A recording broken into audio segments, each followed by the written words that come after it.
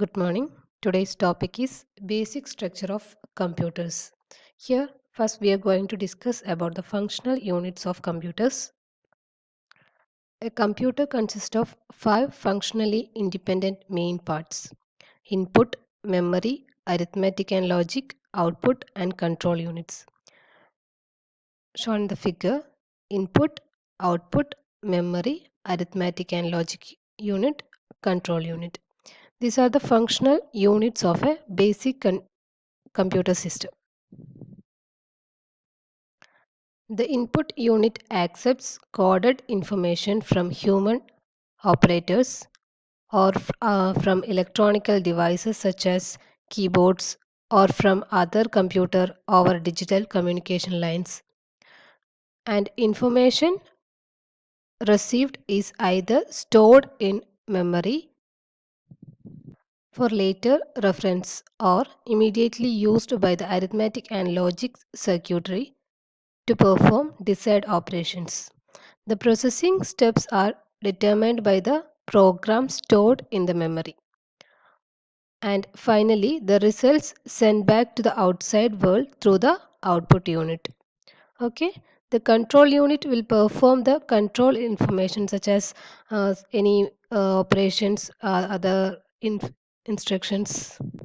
All actions are coordinated by the control unit. Okay, അതായത് നമ്മുടെ functional യൂണിറ്റ്സിനെ പറ്റി discuss ചെയ്യുന്ന സമയത്ത് ഇൻപുട്ട് യൂണിറ്റ് ആണ് നമ്മുടെ പുറമേയുള്ള ഇൻഫർമേഷൻസ് നമുക്ക് കമ്പ്യൂട്ടറിലേക്ക് പാസ് ചെയ്യുന്നത്. അതായത് കീബോർഡ് ത്രൂ ആവാം, അല്ലെങ്കിൽ വേറെ എന്തെങ്കിലും ഇലക്ട്രോണിക് ഡിവൈസസ് ത്രൂ ആവാം.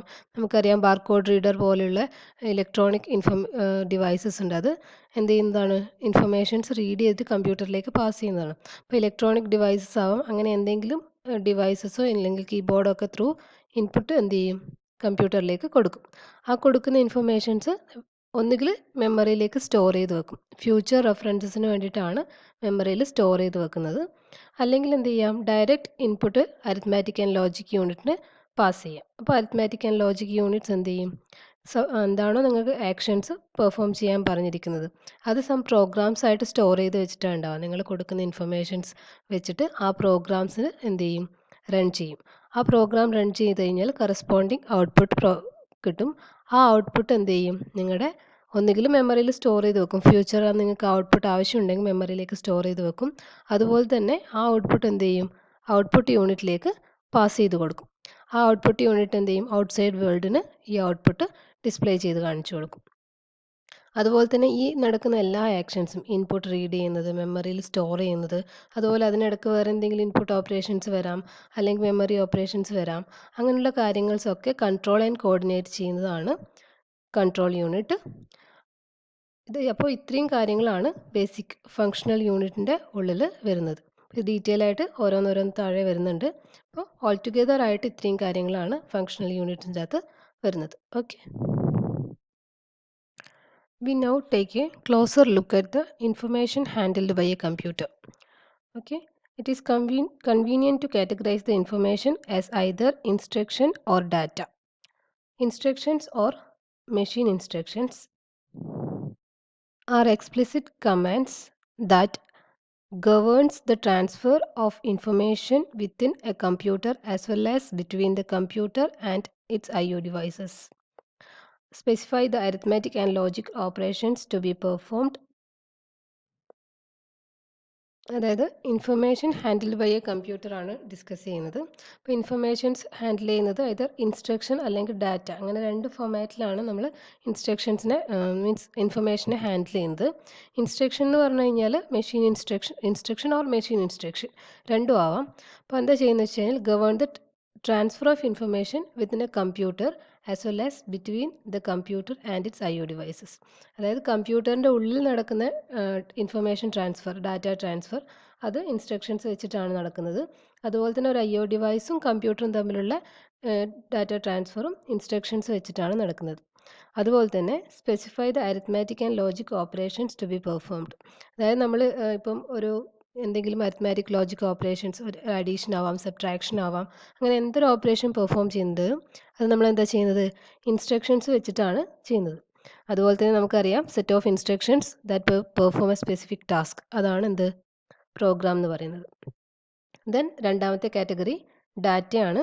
Data used as operand by the instructions. ഇപ്പോൾ ഡാറ്റ എന്ന് പറയുന്നത് നമ്മൾ ഇപ്പോൾ ഒരു അഡീഷൻ അല്ലെങ്കിൽ ഒരു സബ്ട്രാക്ഷൻ ഓപ്പറേഷൻ പെർഫോം ചെയ്യുമ്പം സം ഇൻസ്ട്രക്ഷൻസ് എഴുതിയിട്ടുണ്ടാവും. A equal to b plus c എന്ന് പറഞ്ഞൊരു ഇൻസ്ട്രക്ഷൻ എഴുതിയിട്ടുണ്ടാവും. അതിൽ എ ബി സി എന്നൊക്കെ പറയുന്നത് ഡാറ്റാസ് ആണ്. Okay. Then next source programme എന്ന് പറയുന്ന കൺസെപ്റ്റ് നിങ്ങൾക്ക് കേട്ടിട്ടുണ്ടാവും. നിങ്ങൾ എഴുതുന്ന പ്രോഗ്രാം, നിങ്ങളിപ്പോൾ ജാവയിലായാലും അല്ലെങ്കിൽ നിങ്ങളുടെ സിയിലായാലും എഴുതുന്ന പ്രോഗ്രാമിനെയാണ് നിങ്ങൾ എന്ത് പറയുന്നത്, സോഴ്സ് പ്രോഗ്രാം എന്ന് പറയുന്നത്. ഈ സോഴ്സ് പ്രോഗ്രാമിന് നമുക്ക് ഒരിക്കലും ഡയറക്റ്റ് ആയിട്ട് മെഷീനിൽ എക്സിക്യൂട്ട് ചെയ്യാൻ വേണ്ടി പറ്റില്ല. അതുകൊണ്ട് നമ്മൾ എന്ത് ചെയ്യും, പ്രോഗ്രാമിനെ കമ്പൈൽ ചെയ്യും. കമ്പൈൽ ചെയ്ത് കഴിഞ്ഞാൽ എന്ത് ചെയ്യും, അതിനെ മെഷീൻ ലാംഗ്വേജിലേക്ക് കൺവേർട്ട് ചെയ്യും. Machine language is always binary code language. 0s and 1 representation ആണ് ബൈനറി കോഡ് ലാംഗ്വേജിന് ഉണ്ടാവുക. നിങ്ങൾ നേരത്തെ ചെറിയ ക്ലാസ്സിലൊക്കെ പഠിച്ചിട്ടുണ്ടാകും. ഡിഗ്രിക്ക് പഠിക്കുമ്പോഴൊക്കെ ഈ കമ്പൈലറിൻ്റെ സ്റ്റെപ്സൊക്കെ നിങ്ങൾ പഠിച്ചിട്ടുണ്ടാവും. ദെൻ സോഴ്സ് പ്രോഗ്രാമിനെ നിങ്ങൾ ഒബ്ജക്റ്റ് പ്രോഗ്രാമിലേക്ക് കൺവേർട്ട് ചെയ്യും. അത് ബൈനറി അല്ലെങ്കിൽ മെഷീൻ ലാംഗ്വേജിലായിരിക്കും റെപ്രസെൻ്റ് ചെയ്യുന്നത്. ഓക്കെ. അപ്പോൾ ഇതൊക്കെ ബേസിക് ഇൻഫർമേഷൻസ് ആണ്. നമ്മൾ ഫങ്ഷണൽ യൂണിറ്റ്സ് ആണ് ഡിസ്കസ് ചെയ്തുകൊണ്ടിരിക്കുന്നത്. ദെൻ ഫങ്ഷണൽ യൂണിറ്റിൻ്റെ അകത്ത് വരുന്ന ഫസ്റ്റ് യൂണിറ്റ്, അതായത് ഇൻപുട്ട് യൂണിറ്റിനെ പറ്റി ഡിസ്കസ് ചെയ്യാം. Okay. Computers accept coded information through input unit which reads data. Okay. The most well-known input device is keyboard. Whenever a key is pressed, the corresponding letter or digit is automatically translated into the corresponding binary code and transmitted over a cable to either the memory or to the processor. അത് നിങ്ങൾക്ക് അറിയായിരിക്കും. Input യൂണിറ്റിനെ പറ്റി discuss ചെയ്യുന്ന സമയത്ത് കീബോർഡാണ് basic ആയിട്ടുള്ള input unit. അപ്പോൾ നമ്മൾ keyboard use ചെയ്യുമ്പം ഏതെങ്കിലും ഒരു കീ പ്രസ് ചെയ്യുന്ന സമയത്ത് കറസ്പോണ്ടിങ് ആ കീൻ്റെ കോഡഡ് ഇൻഫർമേഷൻ, ആ കീ കോഡഡ് ഇൻഫർമേഷൻ ആണ് എന്ത് ചെയ്യുന്നത്, ഒരു കേബിൾ ത്രൂ ട്രാൻസ്മിറ്റ് ചെയ്യുന്നത്. ആ ട്രാൻസ്മിറ്റ് ചെയ്ത കോഡഡ് ഇൻഫർമേഷൻ എന്ത് ചെയ്യും, മെമ്മറിയിലേക്ക് സ്റ്റോർ ചെയ്യാം ഐദർ, ഓർ എന്ത് ചെയ്യാം, ഡയറക്റ്റ് പ്രൊസസ്സറിലേക്ക് ട്രാൻസ്ഫർ ചെയ്യാം. Many other kind of the input devices are available, including joysticks, trackballs and mouses. Other input devices ആണ് joystick, trackball, mouse. അതുപോലെ തന്നെ വേറെ ഒരുപാട് input devices ഉണ്ടാവും. These are often used as graphic input devices in conjunction with displays. ഇപ്പം നമ്മൾ പറഞ്ഞ ഈ joystick, trackball, mouse എന്നൊക്കെ പറയുന്നത് ഗ്രാഫിക് യൂസിന് വേണ്ടിയിട്ട് നമ്മൾ പ്രൊവൈഡ് ചെയ്തിട്ടുള്ളതാണ്. അതുപോലെ microphones can be used to capture audio input which is then sampled and converted into digital codes for storage and processing. അപ്പോൾ മൈക്രോഫോൺ എന്ന് പറയുന്നത് ഓഡിയോ ഇൻഫർമേഷന് വേണ്ടിയിട്ട് ഇൻപുട്ട് എടുക്കാൻ വേണ്ടിയിട്ട് യൂസ് ചെയ്യുന്ന ഇൻപുട്ട് ഡിവൈസ് ആണ്. അതും ഇതുപോലെ തന്നെ കോഡ് ചെയ്തിട്ട് ഡിജിറ്റൽ കോഡ്സ് ആക്കി കൺവേർട്ട് ചെയ്തിട്ട് ഒന്നുകിൽ സ്റ്റോർ ചെയ്യും അല്ലെങ്കിൽ പ്രോസസ്സ് ചെയ്യാൻ വേണ്ടിയിട്ട് യൂസ് ചെയ്യുകയാണ് ചെയ്യുന്നത്. അപ്പോൾ ഇത്രയാണ് ഇൻപുട്ട് യൂണിറ്റിൻ്റെ കേസിൽ നമുക്ക് ഡിസ്കസ് ചെയ്യാനുള്ളത്. Then next unit memory unit ആണ്.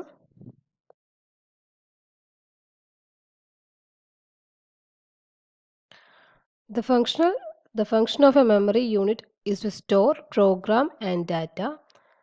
There are two classes of storage called primary storage and secondary storage.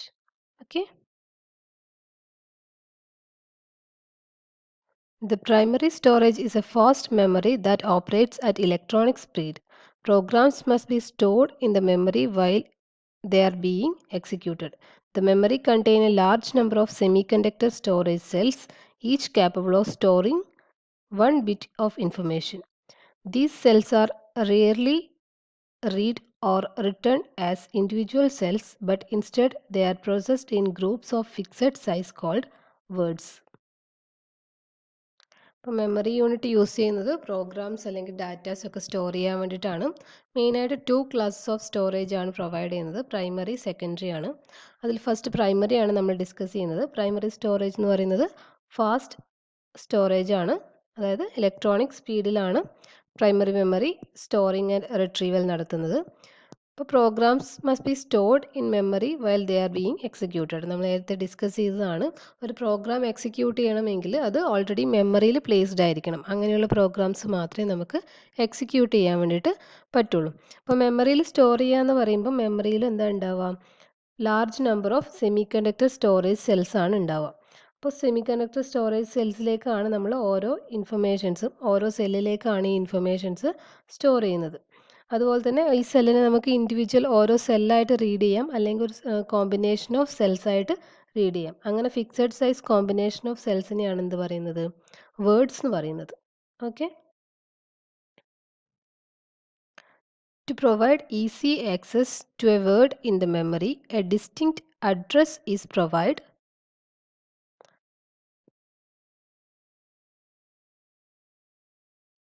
with each address location.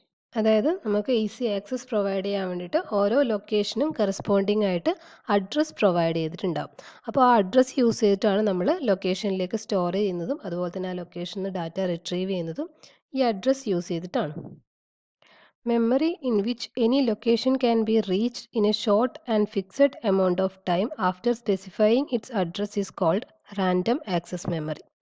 അതായത് റാൻഡം ആക്സസ് മെമ്മറി എന്ന് പറഞ്ഞു കഴിഞ്ഞാൽ നമുക്ക് ഷോർട്ട് പീരീഡ് ഓഫ് ടൈമിൽ ഏതൊരു അഡ്രസ്സ് കൊടുത്തു കഴിഞ്ഞാലും ഒരു ഷോർട്ട് പീരീഡ് ഓഫ് ടൈമിൽ നമുക്ക് അതിനെ ആക്സസ് ചെയ്യാൻ വേണ്ടി പറ്റും.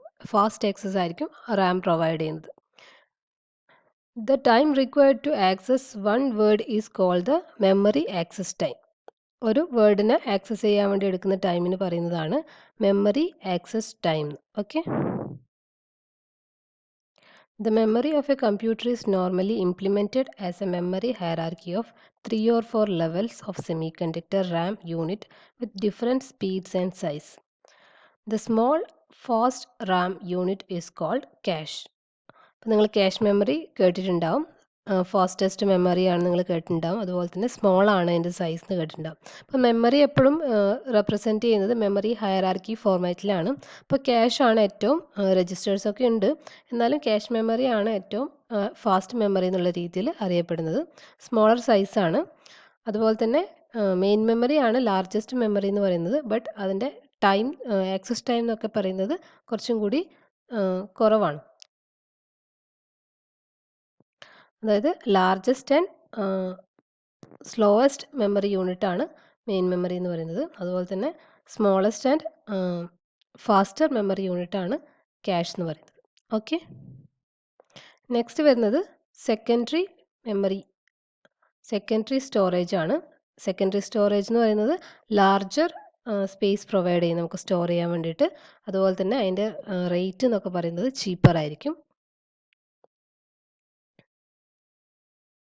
ഇത്രയാണ് മെമ്മറി യൂണിറ്റിൻ്റെ അണ്ടറിൽ വരുന്ന കാര്യങ്ങൾ. ഓക്കെ. നെക്സ്റ്റ് യൂണിറ്റ് ആണ് അരിത്മാറ്റിക് ആൻഡ് ലോജിക് യൂണിറ്റ്.